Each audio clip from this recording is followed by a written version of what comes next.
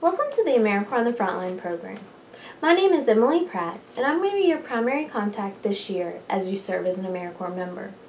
Today I'm going to talk to you about your responsibility. You should feel free to take notes, and let me know at any time if you have questions. You are free to call me or send me an email. AmeriCorps on the Frontline is a program of the Education Alliance, which is a statewide nonprofit organization that provides programs for public schools and advocates for legislative changes for students. AmeriCorps on the Frontline is our dropout prevention initiative. Did you know that nearly 1 in 4 students in West Virginia drop out? That means that up to 35,000 students will drop out in the next 10 years. This has devastating effects on our economy. It means that 12 million students nationally will drop out over the next decade. 80% of those students are going to end up in prison, and it's going to cost our society $3 trillion. National research says that there is 3 indicators that can tell us whether a student is going to graduate or not. These could be considered to be red flags. They are called the ABCs of dropout prevention. A stands for attendance, B stands for behavior, and C stands for course performance. AmeriCorps on the Frontline is our dropout prevention initiative that helps students who are struggling in those ABCs, attendance, behavior, and course performance.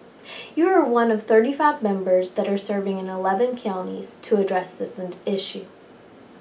We're going to start our training today by giving you an example from a member who served last year so she can tell you her story. I work in Morgantown, West Virginia at South Middle School. I work with 6th to 8th graders, and basically I go into the school and I spend all day helping mentor and tutor high-risk kids, and I do everything from just talk and hang out with them to math.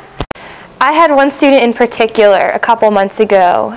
She came up to me. She had been failing every class this year and years prior, and she came up to me and she said, "You're lucky I like you, because that's the only reason my grades are getting better." And even though that wasn't the case, you know, she finally had somebody I think that she felt was on her side. She improved her grades a tremendous amount, and was just really working towards something finally, just because she had somebody on her side, and so that was really cool. There's a list of your responsibility on page 4 of the member handbook. However, there are 4 main responsibilities that you should be aware of when you're starting your service. Your site supervisor is available to help you with all of these activities and should be your first contact at the school. The activities are: 1. Mentor students. 2. Connect to dropout prevention planning in the local community. 3. Recruit volunteers. And 4. Collect data to document program success. We'll start with number 1, mentoring students. Over the next few weeks, you should go ahead and identify your students, send home permission slips, and enroll them for program participation. You'll have the opportunity to learn more in depth about mentoring during our mentoring training in September. You might be asking yourself, what is mentoring? Mentoring is providing quality time to students by using structured activities that help them develop skills and assets. There are 4 main assets that we would like for you to help your students learn this year. They are: 1. Commit to learning. 2. Positive values. 3. Social competencies. 4. Positive identity. In order to strengthen your students' commitment to learning, you might want to connect what they're doing in the classroom to career exploration so that it makes the learning something that's real life to them. To develop positive values, you could use scenarios or role play to talk to the students about honesty and responsibilities. To build social competencies, you could integrate games that help the students learn skills like anger management. And to create positive identity, you could help the students identify their talents and interests so it gives them a sense of purpose and develop confidence. This year you'll work with a total of 25 students. 24 of those students you should provide group and individual mentoring to for at least 20 sessions this year that are 30 minutes each. You should also work with 1 student to provide an intense intervention.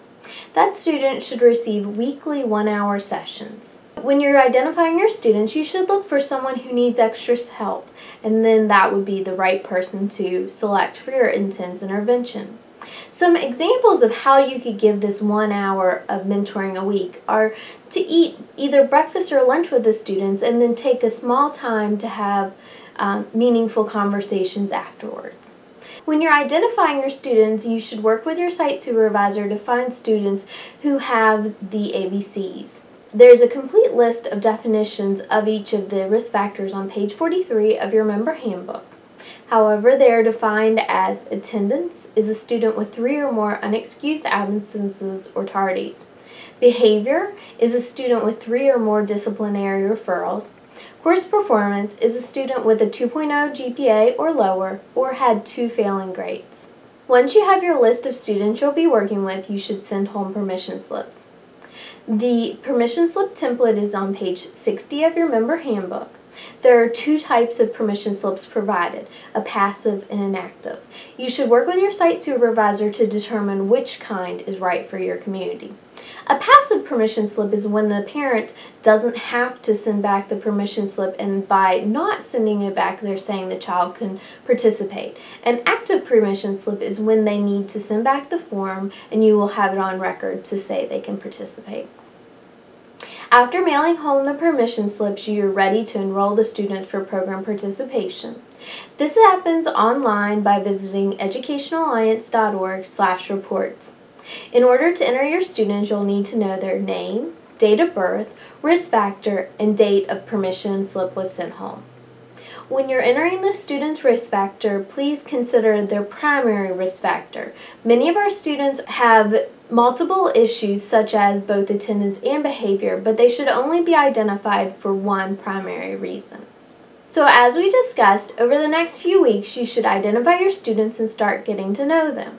Then in September we'll provide you with a more intense training on how you can use effective techniques for mentoring. Moving on to the second responsibility, connecting to dropout prevention planning in the local community. Every school and county should have a dropout prevention plan that they follow to keep students in school. The first thing you need to do is figure out how your position fits within that plan. After you do that, go ahead and start introducing yourself to key people, such as the attendance director, juvenile justice system, or community members who are interested in dropout prevention. After you've introduced yourself, go ahead and start getting involved in any kind of county or school activities that are already scheduled for dropout prevention. Now we'll talk about your third responsibility, which is recruit volunteers. This year you should recruit 10 volunteers to support your dropout prevention efforts at your school. Some examples of ways that volunteers could support you are by being a speaker to your students on their career.